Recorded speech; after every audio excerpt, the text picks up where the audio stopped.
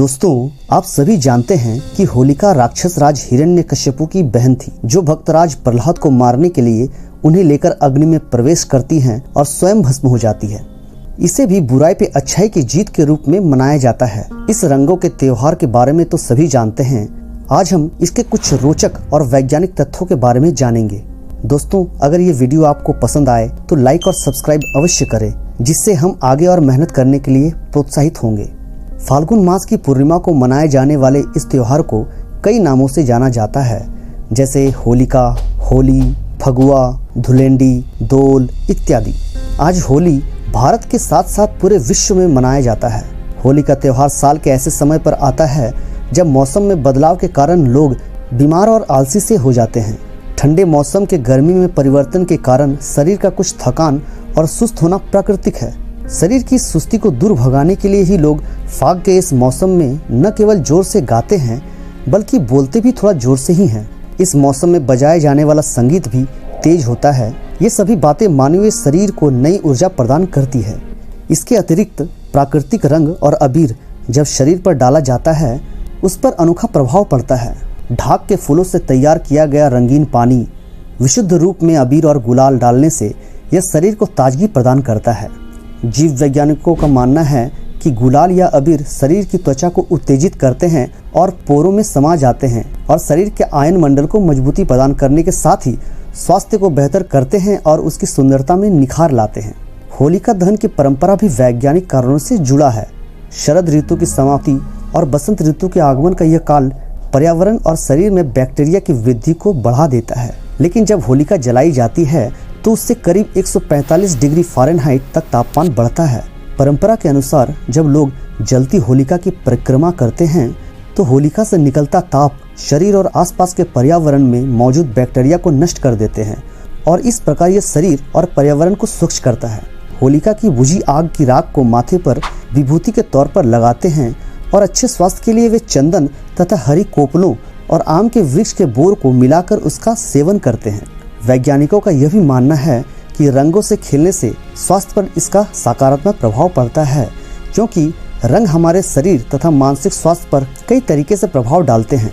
पश्चिमी फिजिशियन और डॉक्टरों का मानना है कि एक स्वस्थ शरीर के लिए रंगों का महत्वपूर्ण स्थान है। हमारे शरीर में किसी रंग विशेष की कमी कई बीमारियों को जन्म देती है और जिनका इलाज केवल उस रंग विशेष की आपूर्ति करके ही किया जा सकता है।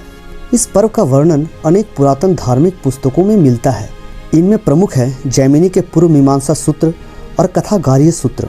नारद पुराण और भविष्य पुराण जैसे पुराणों की प्राचीन हस्तलिपियां और ग्रंथों में भी इस पर्व का उल्लेख मिलता है। संस्कृत साहित्य में वसंत ऋतु और वसंतोत्सव अनेक कवियों के प्रिय विषय रहे हैं। सुप्रसिद्ध मुस्लिम पर्यटक अल-बरूनी ने भी अपने ऐतिहासिक यात्रा संस्मरण में होलिकोत्सव का वर्णन किया है।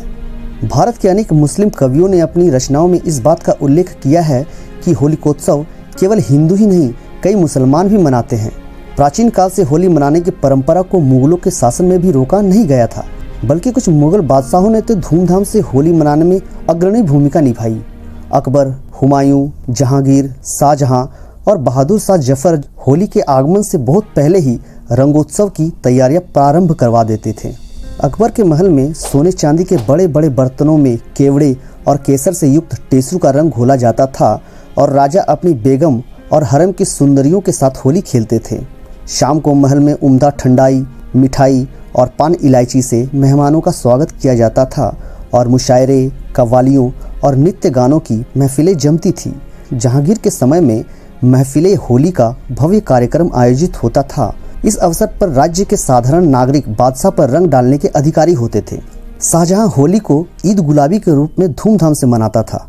बहादुर शाह जफर होली खेलने के बहुत शौकीन थे और होली को लेकर उनकी सरस काव्य रचनाएं आज तक सराही जाती है। भारत में होली का उत्सव अलग अलग प्रदेशों में भिन्नता के साथ मनाया जाता है। ब्रज की होली आज भी सारे देश के आकर्षण का केंद्र है। बरसाने का लठमार होली काफी प्रसिद्ध है। इसमें पुरुष महिलाओं पर रंग डालते हैं और महिलाएं उन्हें लाठियों तथा कपड़े से बनाए गए कोड़ों से मारती है। इस प्रकार मथुरा और वृंदावन में भी 15 दिनों तक होली का पर्व मनाया जाता है। कुआंओं के गीत बैठकी में शास्त्र संगीत की गोष्ठियां होती है। यह सब होली के कई दिनों पहले शुरू हो जाता है। हरियाणा की धुलंडी में भाभी द्वारा देवर को सताए जाने की प्रथा है। बंगाल की डोल यात्रा श्री चैतन्य महाप्रभु के जन्मदिन के रूप में मनाई जाती है। जुलूस निकलते हैं और गाना बजाना भी साथ रहता है। इसके अतिरिक्त महाराष्ट्र की रंग पंचमी में सूखा गुलाल खेलने, गोवा के सिमगो में जुलूस निकलने के बाद सांस्कृतिक कार्यक्रमों का आयोजन तथा पंजाब के होला मोहल्ला में सिखों द्वारा शक्ति प्रदर्शन की परंपरा है। दक्षिण गुजरात के आदिवासियों के लिए होली सबसे बड़ा पर्व है। छत्तीसगढ़ की होली में लोक गीतों की अद्भुत परंपरा है और मध्य प्रदेश के मालवा अंचल के आदिवासी इलाकों में भगोरिया बहुत धूमधाम से मनाया जाता है, जो होली का ही एक रूप है। बिहार का फगुआ जमकर मौज मस्ती करने का पर्व है और नेपाल की होली में धार्मिक व सांस्कृतिक रंग दिखाई देता है। इसी तरह विभिन्न देशों में बसे प्रवासियों तथा धार्मिक संस्थाओं जैसे इस्कॉन या वृंदावन के बांके बिहारी मंदिर में अलग अलग प्रकार से होली के श्रृंगार व उत्सव मनाने की परंपरा है, जिसमें अनेक समानताएं और भिन्नताएं हैं। प्राचीन काल के संस्कृत साहित्य में होली के अनेक रूपों का विस्तृत वर्णन है। श्रीमद् भागवत महापुराण में रसों के समूह रास का वर्णन है। अन्य रचनाओं में रंग नामक उत्सव का वर्णन है। भक्ति काल और रीतिकाल के हिंदी साहित्य में होली और फाल्गुन माह का विशिष्ट महत्व रहा है।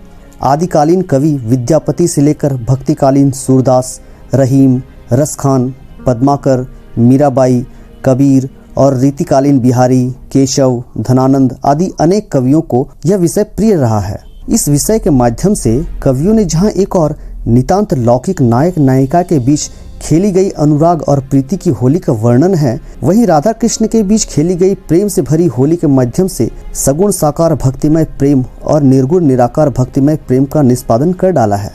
आधुनिक कवियों और लेखकों को भी यह विषय सदा आकर्षित करता रहा है। भारतीय फिल्मों में भी होली के दृश्यों और गीतों को सुंदरता के साथ चित्रित किया गया है। भारतीय शास्त्रीय, उपशास्त्रीय, लोक तथा फिल्मी संगीत की परंपराओं में विशेष महत्व रहा है। शास्त्रीय संगीत में ध्रुपद, धमार, छोटे व बड़े ख्याल और ठुमरी में भी होली के गीतों का सौंदर्य देखते ही बनता है। शास्त्रीय संगीत में कुछ राग ऐसे हैं जिनमें होली के गीत विशेष रूप से गाए जाते हैं। बसंत, बहार, हिंडोल और बहुत सारे ऐसे ही राग हैं। होली पर गाने बजाने का अपने आप वातावरण बन जाता है और जन जन पर इसका रंग छाने लगता है। उपशास्त्रीय संगीत में चैती, दादरा और ठुमरी में अनेक प्रसिद्ध होलियां हैं। होली के अवसर पर संगीत की लोकप्रियता का अंदाजा इसी से लगाया जा सकता है कि संगीत की एक विशेष शैली का नाम ही होली है।